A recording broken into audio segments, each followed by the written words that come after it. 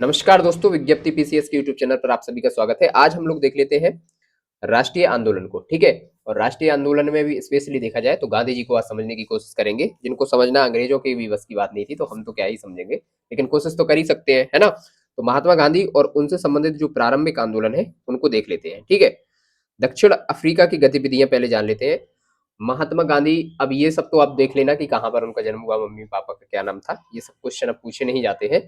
लेकिन सबसे पहली घटना याद रखिएगा, 1893 में महात्मा गांधी कहाँ गए थे? दक्षिण अफ्रीका, ठीक है। दक्षिण अफ्रीका अगर आपने मैपिंग की होगी तो आपको लोकेशन दिख रही होगी दक्षिण अफ्रीका की, ठीक। तो सबसे पहले 1892 से 93 गांधी जी दादा अब्दुल्ला का मुकदमा लड़ने डरबन, दक्षिण अफ्रीका गए थे, ठीक है। डरबन दिख रहा होगा, ये मान लीजिए दक्षिण अफ्रीका है, तो यहाँ आपको डरबन मिल जाएगा दक्षिण अफ्रीका में, ठीक है। फिर 1894 नटाल कांग्रेस की स्थापना हुई। वहीं पर नटाल कांग्रेस की स्थापना 1894 में की। नटाल का मतलब एन से एन आप मिला लीजिएगा, नस्लवादी, है ना। नस्लवादी जो भेदभाव होता था उसके प्रति एक कांग्रेस की स्थापना की थी, तो उसको बोला जाता है नटाल कांग्रेस। 1894 में हुआ था ये भी डेट पूछी जाती है। फिर 1903 में क्या हुआ था? इंडियन ओपिनियन अखबार का प्रकाशन भी गांधी जी ने वहीं पर किया था, और ये कई भाषाओं में किया था। इंडियन ओपिनियन पत्र की भाषाएं कौन कौन सी थी? देखिए, हिंदी तो अपने इधर बोली ही जाती है, हिंदी, अंग्रेजी और गुजराती गांधी जी बोलते ही थे, क्योंकि वो गुजरात से संबंधित थे। और एक भाषा और याद रखिएगा इससे संबंधित, तमिल, ठीक। तो इंडियन ओपिनियन पत्र भाषा अगर आपसे पूछी जाए तो चार भाषाएं आपको याद रखनी है, एक तो हिंदी और अंग्रेजी, ये तो नॉर्मल रहेगी। गुजराती गांधी जी बोलते थे तो गुजराती हो गई, और तमिल भी हो गई, ठीक है। तो ये देख लिया। फिर देखिए 1904 में उन्होंने क्या किया, यहाँ पर फिनिक्स आश्रम की स्थापना की। फिनिक्स आश्रम की स्थापना कहाँ पर की? डरबन में, ठीक। जहां पर अभी क्या देखा था हम लोगों ने, जहां पर वो गए थे पहली बार, तो वहीं पर फिनिक्स आश्रम बनाएंगे। तो 1904 में फिनिक्स आश्रम की स्थापना डरबन में की गई। यहाँ पर डरबन आपको दिख जाएगा दक्षिण अफ्रीका में। फिर 1910 में टॉलस्टॉय फॉर्म की स्थापना कहाँ पर की गई? जोहेंसबर्ग में की गई। ये क्वेश्चन पूछे जाते हैं आपसे, है ना। तो ये जोहेंसबर्ग में की गई है, कहाँ पर? टॉलस्टॉय फॉर्म की स्थापना, ठीक है। ये घटनाएं आपसे क्रम वाइज भी पूछी जा सकती हैं और क्वेश्चन वाइज भी पूछी जा सकती हैं, तो ये घटनाएं आपको याद रखनी ही रखनी है। 1893 में गांधी जी दक्षिण अफ्रीका डरबन गए। 1894 नटाल कांग्रेस की स्थापना किस लिए? नस्लवादी भेदभाव के लिए। 1903 में इंडियन ओपन अखबार का प्रकाशन चार भाषाओं में, कौन सी? हिंदी, अंग्रेजी, गुजराती और तमिलनाडु, ठीक। तमिल में, सॉरी, तमिलनाडु नहीं, तमिल में। 1904 में फिनिक्स आश्रम की स्थापना कहां पर? डरबन में। और 1910 में टॉलस्टॉय फॉर्म की स्थापना कहां पर? ये हुई है आपकी जोहेंसबर्ग में, ठीक है। अब ये याद रहेगी चीजें आपको इतनी। अब आगे की घटना देख लेते हैं। 1914 में रंग भेद कानून को रद्द किया, ठीक है। 1914 में गांधी जी ने रंग भेद के कानून को रद्द करवा दिया, तो उनकी एक ये बड़ी विजय हासिल हुई, ठीक। और उसके बाद 1915 में गांधी जी वापस आ गए भारत, ठीक है। तो एक लंबी जर्नी के बाद 1893 से और 1915 तक गांधी जी का जो कार्य स्थल रहा वो दक्षिण अफ्रीका ही रहा है। तो एक ठीक ठाक समय उन्होंने दक्षिण अफ्रीका में निकाला है, और वहां पे खूब उपलब्धि हासिल की, और उन्हीं उपलब्धियां और कह सकते हैं कि एक्सपीरियंस का फायदा गांधी जी को भारत में भी मिला, है ना। तो चलिए अब देख लेते हैं गांधी जी का भारत आगमन। गांधी जी का भारत आगमन हुआ, उससे पहले एक अधिवेशन में गांधी जी आए थे, तो ये क्वेश्चन पूछा गया है, तो यहाँ पर मुझे एक पॉइंट डालना पड़ा। 1901 में कलकत्ता अधिवेशन में गांधी जी द्वारा सर्वप्रथम इस अधिवेशन में भाग लिया था। तो क्वेश्चन ऐसे पूछा जाता है कि गांधी जी के द्वारा सबसे पहले कौन से अधिवेशन में भाग लिया गया था? तो आपको आंसर देना है 1901 कलकत्ता के अधिवेशन में, ठीक है। और 1915 में गांधी जी कहां पर आ गए? दक्षिण अफ्रीका से भारत वापस लौटे, और वापस आते ही वो सबसे पहले किससे मिले? गोपाल कृष्ण गोखले से, और इनसे वो बहुत ज्यादा प्रभावित हुए, और प्रभावित होकर इन्हीं को उन्होंने अपना राजनीतिक गुरु माना। ये क्वेश्चन भी पूछा गया है कि जो गांधी जी थे उन्होंने अपने राजनीतिक गुरु किसको माना है? तो राजनीतिक गुरु माना है उन्होंने गोपाल कृष्ण गोखले को, ठीक है। इतना याद रहेगा।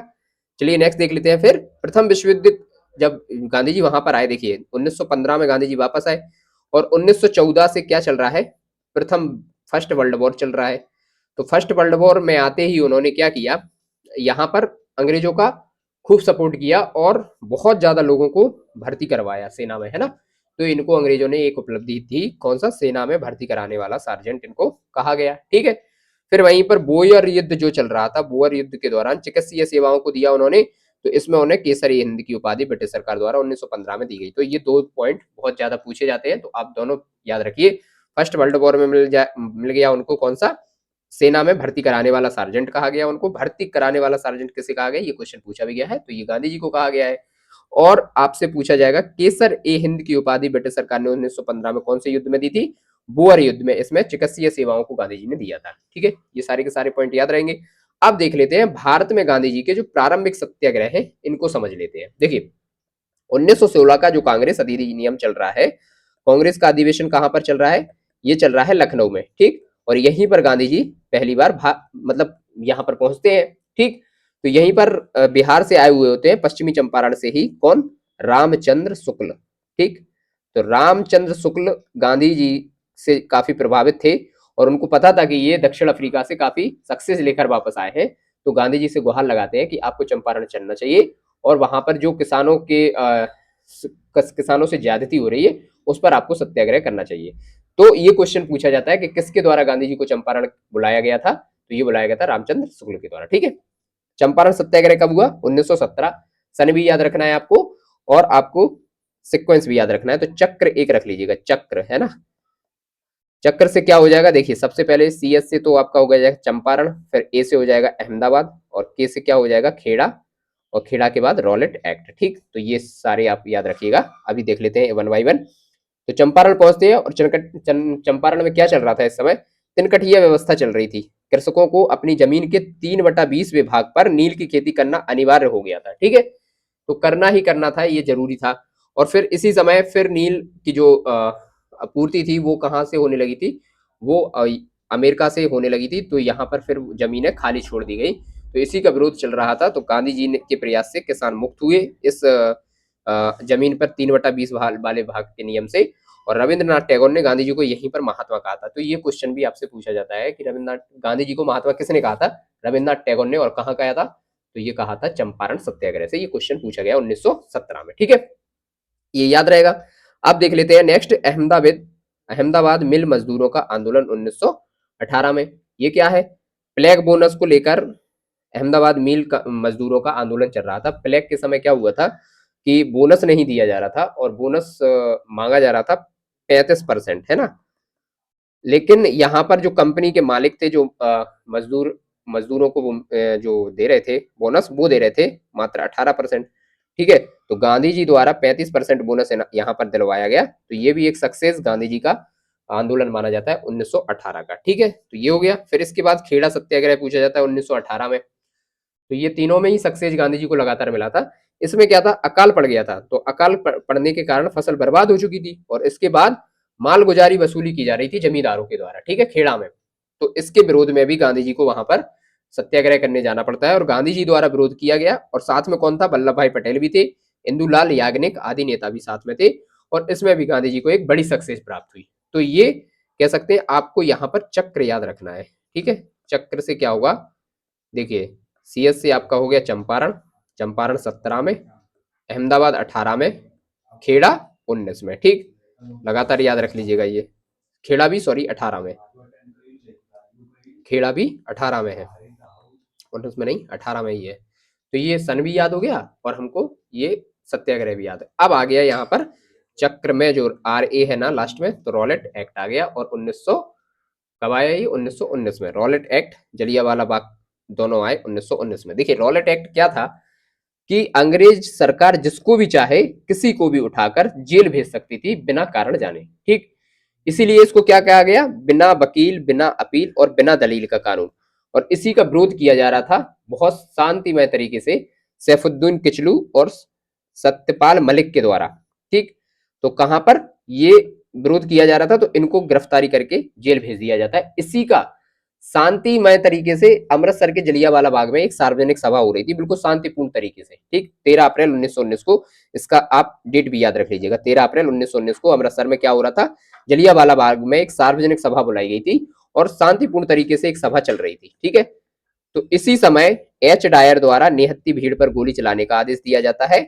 और इस आदेश को मानता कौन है, ओ डायर, तो पंजाब का जो लेफ्टिनेंट था जिसके आदेश का अनुपालन किया और यहाँ पर एक निहत्थी जनता पर, भीड़ पर गोली चला दी और इसको जलियांवाला हत्याकांड के नाम से जाना गया। ठीक है, तो फिर इसी ओ डायर को 1940 में ऊधम सिंह द्वारा हत्या कर दी गई थी, ब्रिटेन में जाकर, इंग्लैंड में जाकर ही मार दिया गया था। तो ओ डायर से ऊधम सिंह याद रख लीजिएगा, ठीक है। पूछा जाता है ये कि किसको, ओ डायर को किसके द्वारा मारा गया था, तो ऊधम सिंह के द्वारा 1940 में। अब देखिए और फैक्ट याद रख लीजिएगा, रविंद्रनाथ टैगोर ने नाइटहुड की उपाधि त्याग दी थी इसी समय। तो रविंद्रनाथ टैगोर को उस समय जब जलियांवाला बाग हत्याकांड हुआ तो पूरी नाइट नींद नहीं आई, ऐसे याद रख लीजिएगा। तो रविंद्रनाथ टैगोर ने नाइटहुड की उपाधि त्याग दी, और गांधी जी ने कौन सी, गांधी जी ने केसर ए हिंद की उपाधि त्याग दी। शंकर नारायण ने वायसराय की कार्यकारिणी के सदस्य पद से त्यागपत्र दे दिया। तो शंकर नायर का भी पूछा जा सकता है, ये वायसराय की कार्यकारिणी के सदस्य से इन्होंने त्यागपत्र दे दिया था। एक क्वेश्चन और पूछा जाता है यहाँ पर कि दीनबंधु एंड्रूज ने इस हत्याकांड को जानबूझकर की गई हत्या कहा जाता था। तो ऐसे पूछा जाएगा कि किसने जानबूझकर की गई हत्या कहा गया था, किसको, जलियांवाला हत्याकांड को। तो ये कहा गया था दीनबंधु एंड्रूज ने। तो ये भी आप याद रख लीजिएगा, ठीक है। फिर इसी जलियांवाला हत्याकांड के लिए अंग्रेजों के द्वारा, ब्रिटिशों के द्वारा एक हंटर कमीशन बनाया गया, मतलब ये ऐसे कि एक सांत्वना देने के लिए बनाया गया, कह सकते हैं इसको। इसमें 3 भारतीय शामिल हुए थे, 8 सदस्य इसमें बनाए गए थे, 8 में से 3 भारतीय भी शामिल थे। कौन कौन थे, शीतल बाड़, जगत नारायण और सुल्तान अहमद खां। तो कैसे याद रख लोगे आप, देखिए एक जगत का कोई ना कोई तो सुल्तान होता है ना, और सुल्तान हंटर लिया रहता है, और हंटर जब किसी में मारेगा तो वो शीतल पड़ जाएगा, है ना, ठंडा पड़ जाएगा। तो याद हो जाएगा ये कि नहीं, ट्रिक ऐसे ही कुछ ना कुछ नेमोनिक्स तो हमें बनाने ही पड़ेंगे ना, तभी तो याद होगा। जैसे क्या है, हंटर कमीशन। हंटर कमीशन क्या थी, ये एक जलियांवाला हत्याकांड के लिए जांच के लिए कमेटी बनाई गई थी। किसके द्वारा बनाई गई थी, ये अंग्रेजों के द्वारा, और उसमें 3 भारतीयों को शामिल किया गया था। कौन कौन थे वो, एल शीतलवाड़, जगत नारायण, सुल्तान अहमद खां। तो कैसे याद किया हमने नेमोनिक्स को, देखिए किसी जगत में एक सुल्तान तो रहता ही है, पूरे जगत में कोई ना कोई तो सुल्तान होगा, और सुल्तान के हाथ में क्या होता है, हंटर, और हंटर जिसमें वो मारेगा वो शीतल पड़ जाएगा, ठीक है। तो तीनों के नाम आप याद रख लीजिएगा। तो ये हो गया हमारा जलियांवाला हत्याकांड। अब हम लोग जान लेते हैं यहाँ पर खिलाफत आंदोलन, ठीक है। खिलाफत आंदोलन कब, 1920 में स्टार्ट हुआ। तो ये अली बंधुओं के द्वारा मोहम्मद अली और शौकत अली को प्रारंभ करने का श्रेय जाता है।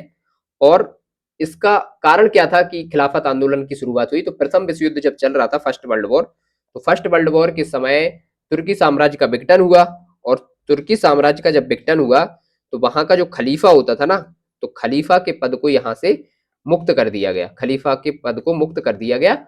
तो इसी के कारण ये खिलाफत आंदोलन स्टार्ट हुआ, और इसमें गांधी जी ने भी यहाँ पर कह सकते हैं सहयोग किया।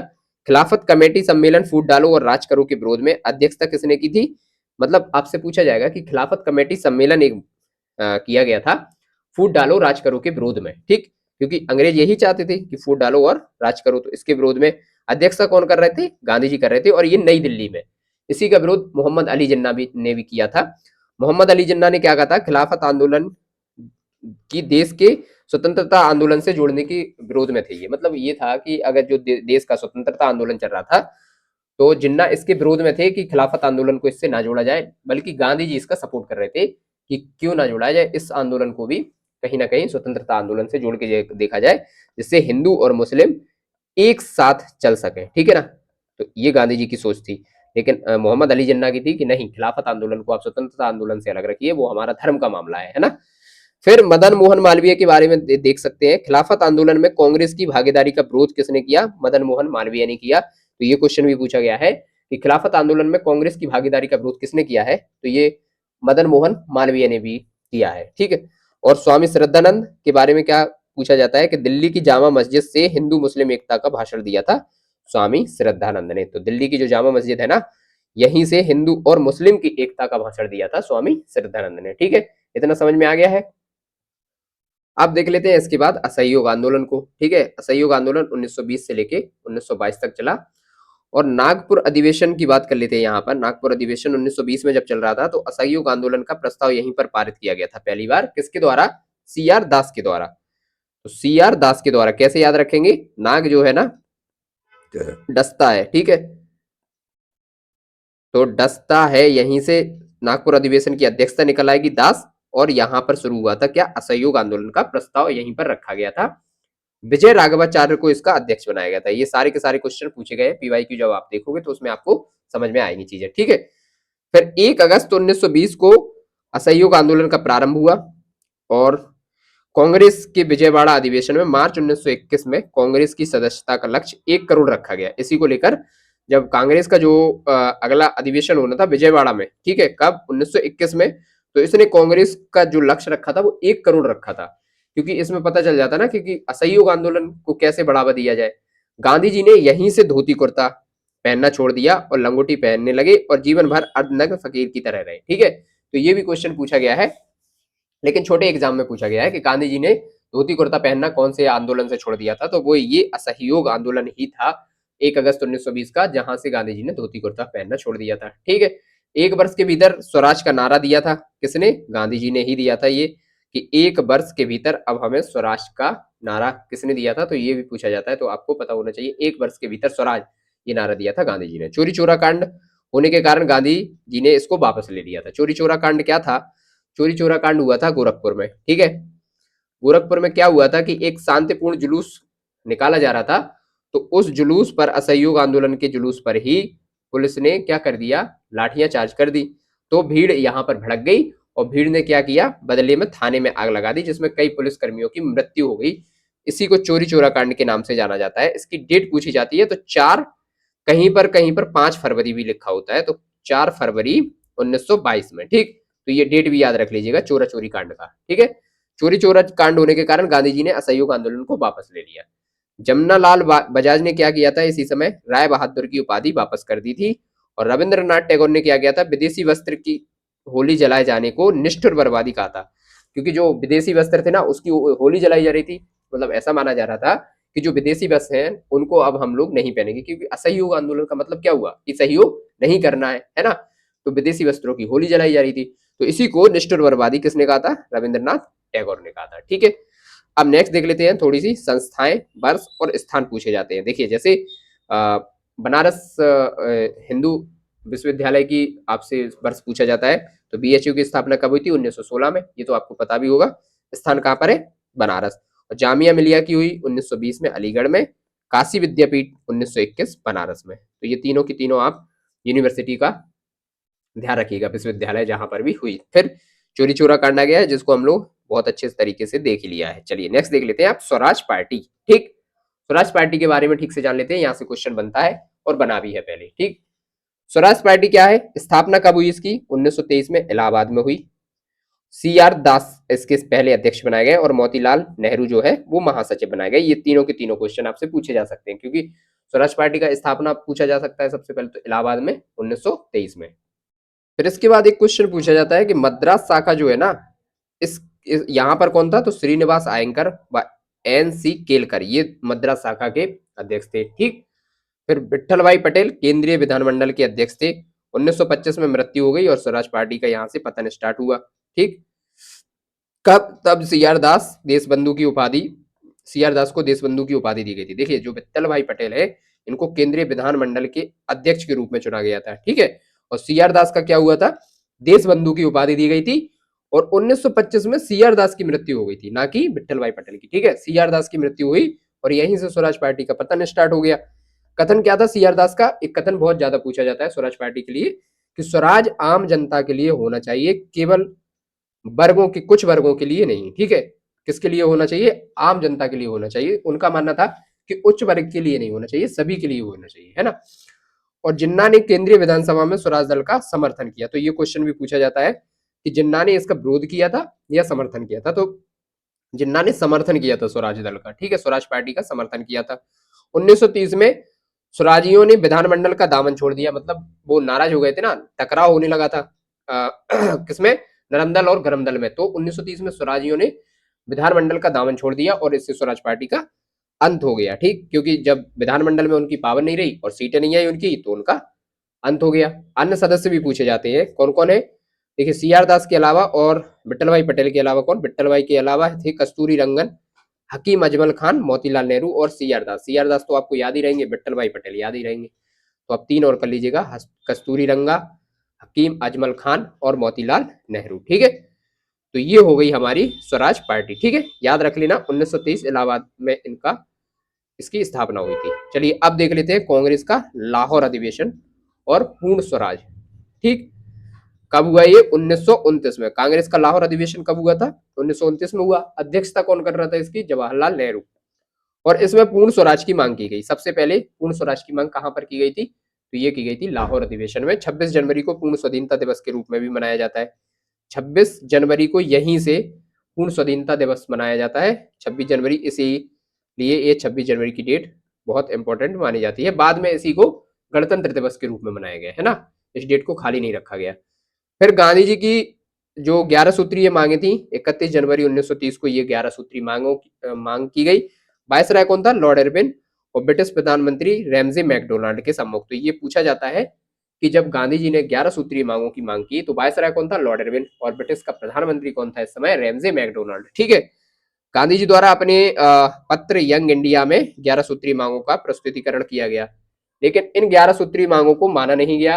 इसलिए यहाँ पर क्या स्टार्ट हो जाएगा? सविनय अवज्ञा आंदोलन। तो अब आ गया सविनय अवज्ञा आंदोलन 1930 में। ठीक। तो जो गांधी जी की 11 सूत्रीय मांगे थी, इनको किसने नहीं माना? रैमजे मैकडोनाल्ड और लॉर्ड इरविन ने। तो ये जब मांगे पूरी नहीं हुई तो गांधी जी ने सविनय अवज्ञा आंदोलन स्टार्ट कर दिया। कब? 1930 में। गांधी जी ने अपनी 11 सूत्रीय ना मांगने पर ये सविनय अवज्ञा आंदोलन स्टार्ट कर दिया था 1930 में। और सविनय अवज्ञा आंदोलन 12 मार्च 1930 से शुरू किया गया था। अब एक क्वेश्चन आपसे पूछा जाता है यहाँ पर, दांडी मार्च। ठीक है।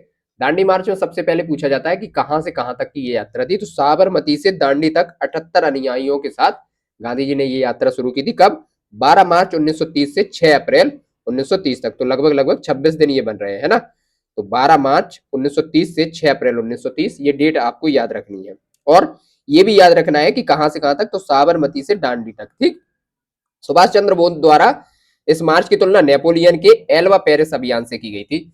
जो सुभाष चंद्र बोस थे ना, जो ये मार्च की तुलना थी, ये एल्वा से पेरिस तक की गई थी, क्योंकि नेपोलियन ने भी एक यात्रा निकाली थी एल्वा से पेरिस की, वो भी मार्च में निकाली थी। और वहीं पर मुसोलिनी के रोम मार्च से की गई। ठीक है। तो ये दोनों क्वेश्चन पूछे जाते हैं। एक ही पैराग्राफ में दो क्वेश्चन यहाँ पर आ गए हैं। दोनों के दोनों क्वेश्चन आपको याद रखना है, पीवाईक्यू में पूछे गए हैं। ठीक है। फिर अब्बास तैयब जी के बारे में क्या पूछा जाता है कि गांधी जी जब ये दांडी मार्च की यात्रा निकाल रहे थे ना, तो उसके बाद उनको क्या किया गया था? गिरफ्तार कर लिया गया था और यरबदा जेल में भेज दिया गया था। ठीक है। तो यरबदा जेल में जब भेज दिया गया तो इसके बाद इस नेतृत्व को किसने संभाला था? अब्बास तैयब जी। गांधी जी की गिरफ्तारी के बाद नेतृत्व संभाला किसका? सविनय अवज्ञा आंदोलन का। ठीक है। और सरोजिनी नायडू ने क्या किया था? तैयब जी की गिरफ्तारी के बाद नेतृत्व संभाला। तो फिर जब अब्बास तैयब जी की गिरफ्तारी हो गई तो फिर सरोजिनी नायडू ने तैयब जी की गिरफ्तारी के बाद नेतृत्व संभाला था। सी राजगोपालाचारी के बारे में पूछा जाता है कि तमिलनाडु में नमक यात्रा की थी। जब नॉर्थ में कह सकते हैं, जब उत्तर भारत में गांधी जी दांडी मार्च निकाल रहे थे, तभी दक्षिण भारत में तमिलनाडु में एक नमक यात्रा किसने निकाली थी? सी राजगोपालाचारी ने भी निकाली थी।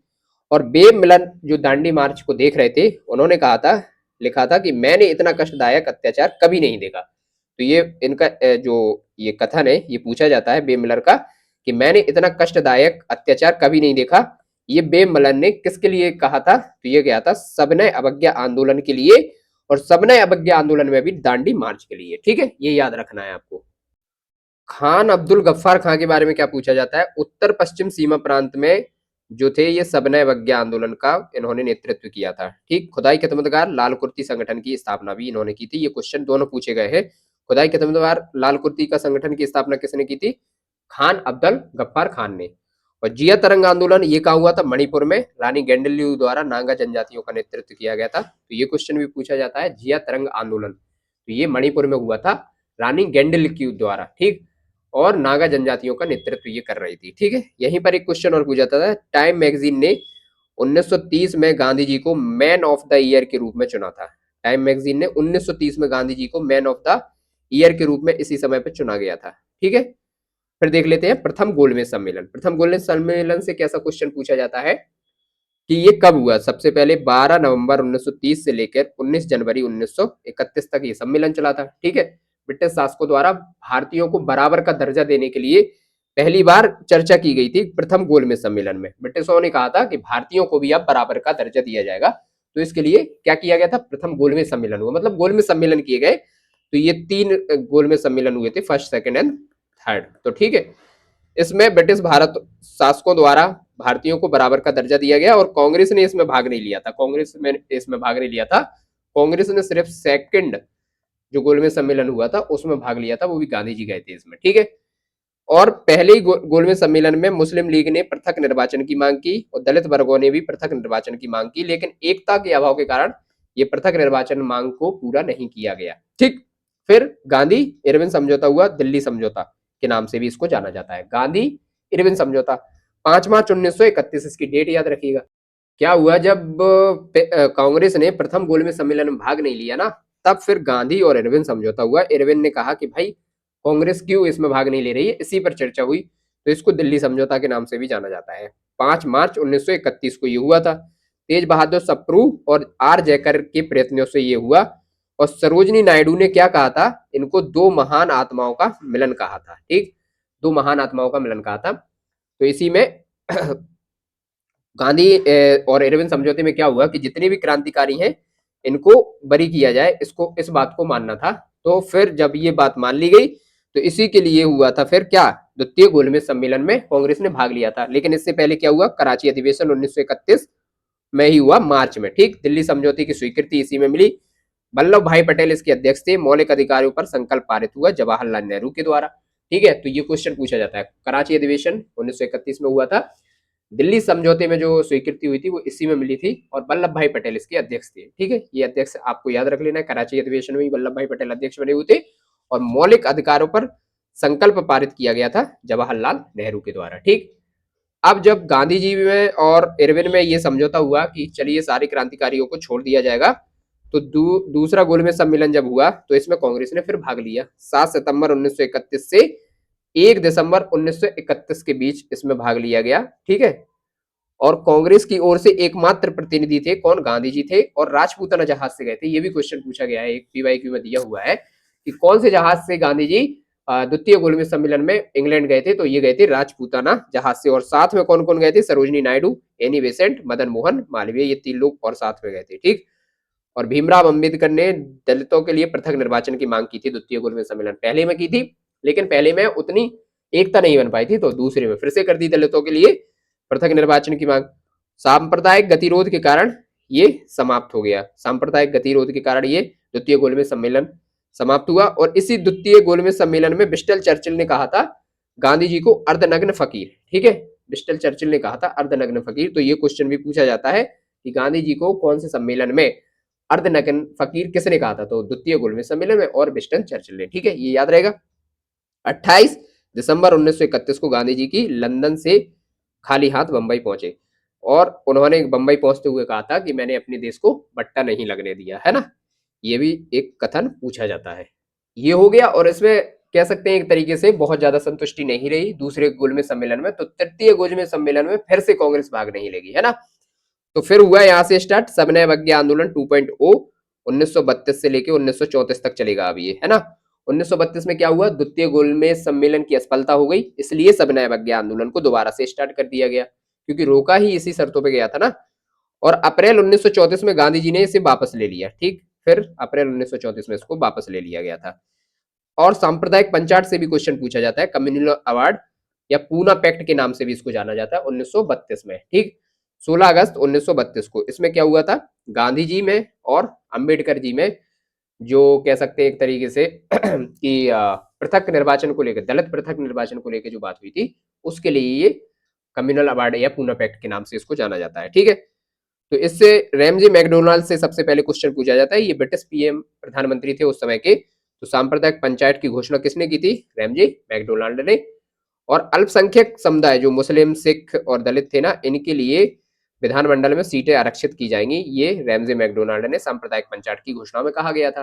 तो इससे गांधी जी तो इसमें असहमत थे। पूना समझौता जब हुआ तो पूना समझौता से क्वेश्चन पूछा जाता है कि अंबेडकर व गांधी जी को के मध्य ये हुआ था, और 71 सीटें जो थी ना, मतलब दलित समाज की जो 31 सीटें थी, इनको बढ़ाकर 148 सीट आरक्षित कर दी गई, लेकिन पृथक निर्वाचन को समाप्त करने की बात यहाँ पर गांधी जी के द्वारा की गई थी। फिर हस्ताक्षर हुए अंबेडकर, और हिंदुओं की तरफ से किसके हुए, मदन मोहन मालवीय की। ये भी क्वेश्चन पूछा जाता है कि जो पूना पैक्ट हुआ था, पूना समझौता हुआ था, वो अंबेडकर के तो हुए थे दलितों की तरफ से, लेकिन हिंदुओं की तरफ से किसके हुए थे, मदन मोहन मालवीय के।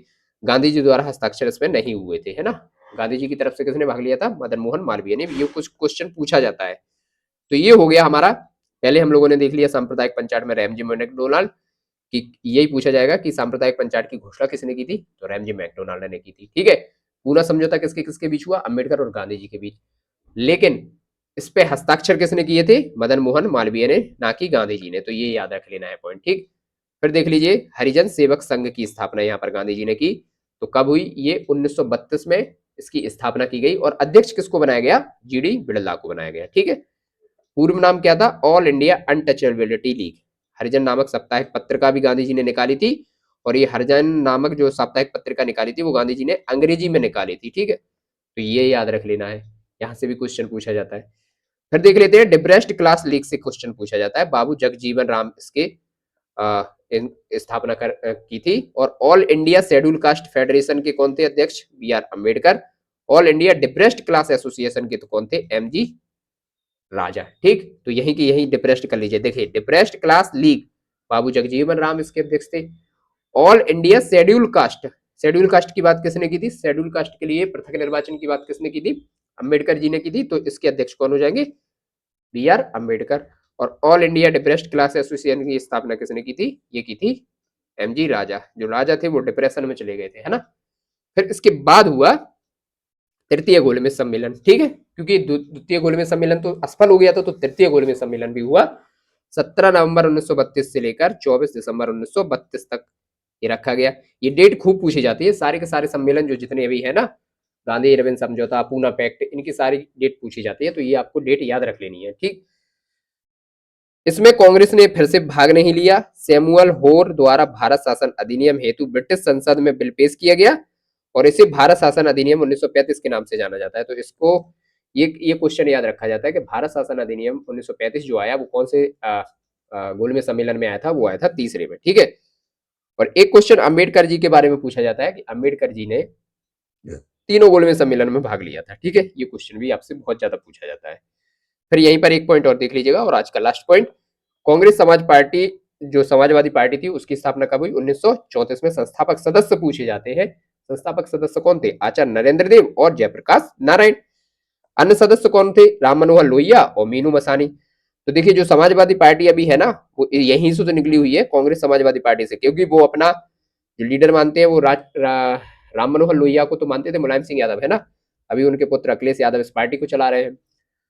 तो अन्य सदस्य थे राम मनोहर लोहिया और मीनू मसानी। और प्रथम कॉन्फ्रेंस अक्टूबर 1934 में कहां पर हुई थी? मुंबई में हुई थी। तो ये थी कांग्रेस समाजवादी पार्टी 1934 में, ठीक है ना। तो हम लोगों ने आज काफी कुछ देख लिया है गांधी जी के बारे में।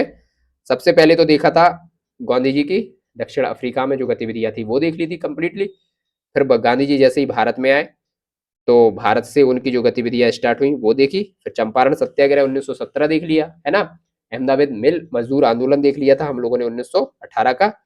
खेड़ा सत्याग्रह भी देख लिया 1918 का। उसके बाद हम लोगों ने रॉलेट एक्ट और जलियांवाला कांड देखा 1919 वाला। क्योंकि रॉलेट एक्ट में क्या था? किसी को भी उठाकर बिना कारण बताए उसको जेल में डाल दिया जाता था। इसीलिए फिर एक सभा चल रही थी, सार्वजनिक सभा चल रही थी, बिल्कुल शांतिपूर्ण तरीके से। सैफुद्दीन किचलू और सत्यपाल मलिक को इसी रॉलेट एक्ट के तहत गिरफ्तार किया गया था। तो इसी सार्वजनिक सभा पर गोली चला दी गई। तो इसको जलियांवाला हत्याकांड के नाम से जाना गया। और उसके बाद हम लोगों ने खिलाफत आंदोलन 1920 देखा, है ना। और असहयोग आंदोलन भी देखा 1920 से लेकर 1922 तक का। फिर यहाँ पर चोरी चोरा कांड की घटना देख ली 5 फरवरी 1922 और कुछ स्रोतों में 4 फरवरी 1922 को। फिर स्वराज पार्टी की स्थापना हम लोगों ने बहुत अच्छे से देख ली है। कांग्रेस का लाहौर अधिवेशन देखा, पूर्ण स्वराज की मांग यहीं पर की गई थी और इसकी अध्यक्षता जवाहरलाल नेहरू ने की थी। ये बहुत अच्छी देख लिया। फिर सविनय अवज्ञा आंदोलन 1930 वाला देख लिया, है ना। सब घटनाएं इसको जान ली। फिर तीनों गोलमेज सम्मेलन हम लोगों ने बहुत अच्छे से देख लिए और कांग्रेस समाजवादी पार्टी की स्थापना भी देख ली। तो इस क्लास को यहीं पर समाप्त करते हैं। आगे क्लास और बची हुई है, जो भी घटनाएं बची हुई है उनको बहुत ही जल्दी समाप्त कर लिया जाएगा। धन्यवाद दोस्तों।